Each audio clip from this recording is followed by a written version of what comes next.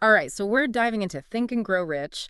This book, it's been a classic for a reason, right? I mean, it's practically the Bible of success guides, and not just for money, like for life goals in general. Yeah, and the backstory is pretty impressive, right? I mean, Napoleon Hill spent over 20 years, like 2 decades, talking to these giants of industry, Mhm. like Andrew Carnegie, Henry Ford, Thomas Edison. Yeah, those are household names even today. Exactly. Hill was trying to crack the code of what made these people so successful and then packed all that into 13 principles in Think and Grow Rich. 13 principles sounds almost deceptively simple, Well, right? yeah. But we're going to do more than just rattle them off, right? We're going to dig into why these ideas have stuck around for, what, almost a century, and maybe even uncover some stuff that you might have missed on your first read. Absolutely. And one of the most powerful things about this book is how Hill talks about the power of your thoughts. He was way ahead of his time with this whole idea that your thoughts can actually shape your reality. It's like what we call mindset today. So it's not just wishing and hoping, right? Nope. Hill is all about definiteness of purpose, meaning it's not about vague dreams, but really sharp, focused goals. I mean, we all have things we want, but how many of us take the time to, like, really get specific? That's where Hill's six-step method comes in. Yeah. He takes you from this hazy wanting something to an actual plan. It's Right. writing down your goal, setting a deadline, figuring out what you're willing to sacrifice, even writing a statement as if you've already achieved it, which is pretty wild when you think about it. Hold on, writing it down as if you've already done it. That's where this auto-suggestion thing comes in, right? Yeah, exactly. It might sound a little old school, but it's basically the idea of using affirmations to, like, reprogram your subconscious. Yeah. He'll believe if you keep telling yourself something, even if you don't fully believe it yet, you can kind of nudge your subconscious to work towards that goal. Okay, so it's not magic, but more like intentionally feeding your mind the right stuff, right? Exactly. Like creating your own mental success software. But is there, like, any science behind this? Does saying affirmations actually change anything? Well, Hill's work was more about observation and the stories he gathered than, strict scientific research. But these days, research in psychology and neuroscience is actually backing up some of his big ideas. Like, we know that visualization techniques can trigger the same brain activity as if you were really doing something. So while just repeating affirmations might not magically grant your wishes, it can, like, prepare your brain to see opportunities and make choices that line up with your goals. That makes a lot of sense. It's like planting seeds in your mind. They might not grow overnight, but if you tend to them, eventually they could blossom into something amazing. But speaking of tending to things, Hill also talks about faith. And not necessarily religious faith, but just believing in your vision even when things get tough. Right, he uses Thomas Edison as an example, the guy who went through, like, a gazillion failed attempts to make the light bulb. Yeah. And you know what he supposedly said when people asked about those failures? He said, I haven't failed. I've just found 10,000 ways that won't work. Now, that's unwavering belief, even when it seems impossible. I love that Edison quote. It's a great reminder that, like, the road to success isn't always smooth. There are bumps, detours, wrong turns, but it's that unshakable belief in your vision that keeps you moving forward. Yeah, absolutely. And on that Oh, note, sorry, go ahead. Yeah, and it's kind of a perfect segue into maybe one of the most famous ideas from Think and Grow Rich, that mastermind principle. right, the power of the posse. Yeah. But Hill is talking about something more than just networking or having supportive friends. Oh, definitely. It's about creating this, like, synergy of amazing minds all working together towards the same goal. So not just casual hangouts, we're talking a carefully selected group of people who push each other, inspire each other. Exactly. He'll believe that. Like, nobody achieves greatness alone. We need that collective intelligence, different viewpoints, and that rock-solid support to unlock our true potential. I can see how that kind of environment would, like, force you to grow and go further than you thought possible. What are some of the, I don't know, maybe unexpected benefits of having a mastermind group? Well, one thing that people don't always realize is the accountability factor. When you tell a group of supportive people about your goals, and they're also working on their own big things, it creates this sense of responsibility. You're more likely to follow through. It's like having your own personal board of advisors, but they're all invested in seeing you succeed. Yeah, exactly. And speaking of advisors, Hill also talks about the importance of mentors, right? Like learning from people who've already done what you want to do. Absolutely. He's a huge believer in that. He emphasizes the need to become an expert in your field. He thought that was way more powerful than trying to be good at everything. That makes a lot of sense, especially these days when everyone is super specialized.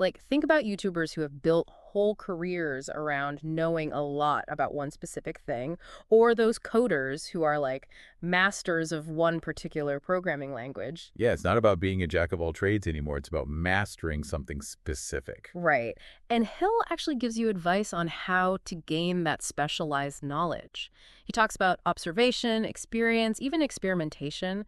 It's not enough to just passively take in information. You have to actually use it and learn from doing. Exactly. Like, think about Edison again. He didn't just, think about the light bulb. He built it, he messed with it, he tried all sorts of things until he figured it out. It's the perfect example. Hill would definitely say that true expertise comes from combining knowledge with action. Yeah, you have to be willing to step outside of your comfort zone, try things, fail, and then learn from those failures. They're just stepping stones. I love that perspective. Failure isn't the opposite of success, it's a part of it. Totally. You got to be willing to pick yourself up, figure out what went wrong, and keep trying.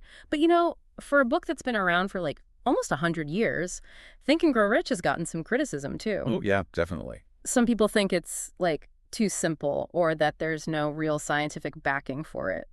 It's true that Hill's work is more story-based than scientific. He looked at successful people and noticed patterns. Hmm. But even though he didn't have the same research tools we have today, a lot of his ideas have really stood the test of time. Yeah, that auto-suggestion concept we talked about. Right. Hill might not have used the same words, but his ideas line up with what we know now about affirmations and visualization and how they can influence our subconscious mind. Totally. Yeah. And even though Think and Grow Rich might not be, super academic, it's still a really interesting and insightful read. It taps into these basic human desires. We all want to achieve things, grow, connect with others, and Hill offers a way to do that, even if it's not perfect.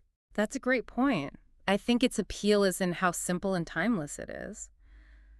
But if Hill was writing this book today, do you think he would change anything? I think he would probably update some of the language and examples so it makes sense to us now. For instance, he might switch out that chapter on sex transmutation, which, let's be honest, is a little outdated, and maybe add a chapter on emotional intelligence or having a growth mindset. It's kind of cool to imagine how Hill would adapt his ideas to today's world with all the tech and social media. Totally. What do you think he would say about, how social media affects our ability to focus and achieve goals? That's a good question. He might warn people about the distractions and constant comparing that comes with social media. Yeah. Telling us to stick to our own vision and not get caught up in trends. He might even have a whole section on creating a digital mastermind group, using online communities and tools to connect with people from all over. That's such a cool idea. And speaking of connecting, Hill also talks about the people you surround yourself with.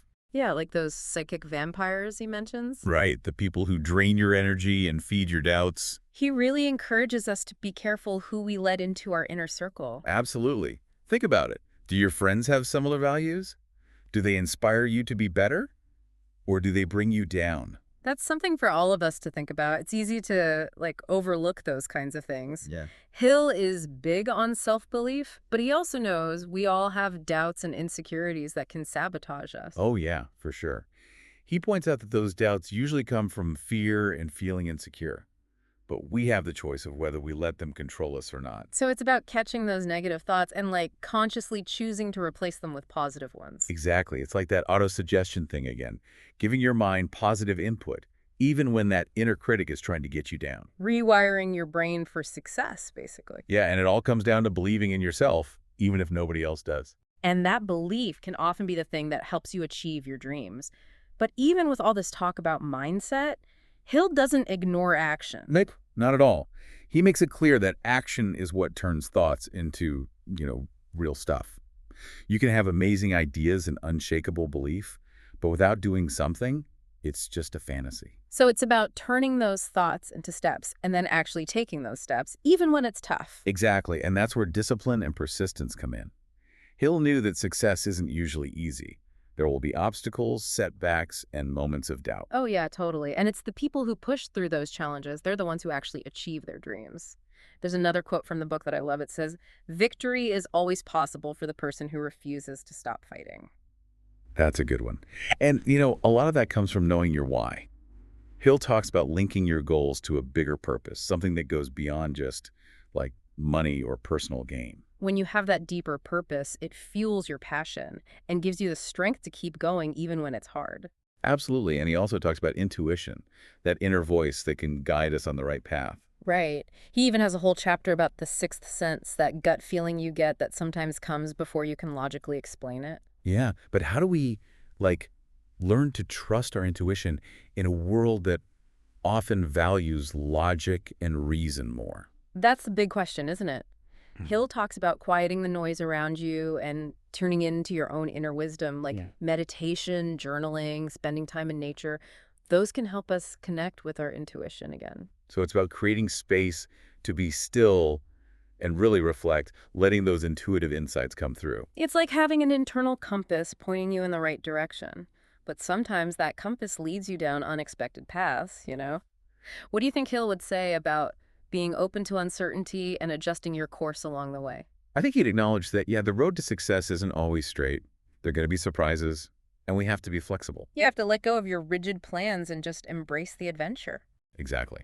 And sometimes that means taking risks, getting out of your comfort zone, and venturing into the unknown. That can be scary, but often those are the moments when we grow the most. Absolutely. And Hill reminds us that failing isn't the opposite of succeeding. It's all part of the process. It's about being brave enough to try, and if you fail, you learn from it and use it to do even better next time. So I'm curious, what's your biggest takeaway from Think and Grow Rich? Like, what really stuck with you? Oh, that's tough. There's so much in there. I guess what really hit me was just Hill's unwavering belief in the power of the human mind. He thinks we can achieve anything we set our minds to. It's such a powerful message. It reminds you that you're not limited by your past or what's going on around you. We can create the future we want if we believe in ourselves and actually put in the work. It's about realizing that you're not just like a pawn in the game of life. You have the power to make choices and shape your reality. And that is such an inspiring message, especially for anyone who's ever felt like they're not good enough or that their dreams are too big. Yeah, absolutely. But before we wrap up, I want to leave our listeners with something to think about. If you were to write the next chapter of Think and Grow Rich, what would it be about? What new ideas or insights would you add based on the world we live in today? That's something to ponder as you continue your own journey of growth and achievement. As we're wrapping things up with Think and Grow Rich, I keep thinking about Hill's idea of like burning desire. Oh, yeah, it's powerful stuff. It's not just wanting something, it's more like this intense need that makes you take action. And Hill doesn't just leave you hanging with that feeling. He gives you 6 steps to turn that desire into an actual plan. It's true. It's not just wishing and hoping. It's a whole process. Okay, so let's break down a couple of those steps because they get pretty intense. Like step 1 is writing down exactly what you want, no being vague allowed. Right, get specific. But then step 2 is where it gets real way. You have to figure out what you're willing to give up to reach that goal. Yeah, that's a big one. Most people don't even think about that level of commitment. It forces you to face those trade-offs head on. Right. But if your desire is strong enough, maybe those sacrifices don't seem so bad. And then step 3 is like the classic set a deadline. Got to have that deadline. Otherwise, it's too easy to just keep putting it off. It's like Hill is creating this recipe for turning desire into action. Each step builds on the last one. Exactly. And then step 4, he throws in this curveball, make a plan and start acting, even if you don't feel ready. Doesn't that seem kind of backwards? It might seem that way, but Hill knew that taking action, even if it's a small step, actually builds confidence. You start to gain momentum, and that makes you believe you can actually reach your goal. It's like, that saying, a journey of 1,000 miles starts with a single step. So true. But what happens when you hit a roadblock? Oh, yeah, those happen. Hill has a whole chapter on, like, not giving up, right? Yeah. He calls it organized effort. It's about having a system, a strategy, and being disciplined enough to keep going when things get tough. Okay, so let's bring this back to our listeners for a sec. Think about a goal you've been putting off, something you really want but haven't fully committed to. What's one tiny step you could take, like today, to start moving towards it? Yeah, even a small step can make a big difference. Hill would say that's what gets the ball rolling. But one thing that's interesting to me is how Hill's ideas apply to, today's world, this whole digital age. Oh, totally. Like, he talks about controlling your thoughts. But imagine trying to do that with the constant flood of information we get online. It's insane. It's like our brains are under attack with distractions. Right. News feeds, notifications. It's no wonder people feel overwhelmed. It can be really tough to focus. I bet Hill would say we need to be even more careful about protecting our mental space. Oh, absolutely. Choosing what we let in, giving ourselves time to disconnect. It's about being proactive with how we use technology. You can't just let it control you. Exactly. That's so important, especially for people who are dealing with information overload every day. You got to take back control. Maybe if Hill was writing Think and Grow Rich now, he'd have a whole chapter on digital decluttering for success. Haha, maybe. But, as we wrap up, one quote from the book keeps coming back to me. Whatever the mind can conceive and believe, it can achieve. Powerful stuff. Such a simple statement, but it really captures what Hill is all about. It's a reminder that we're not limited by our circumstances or, what happened in the past.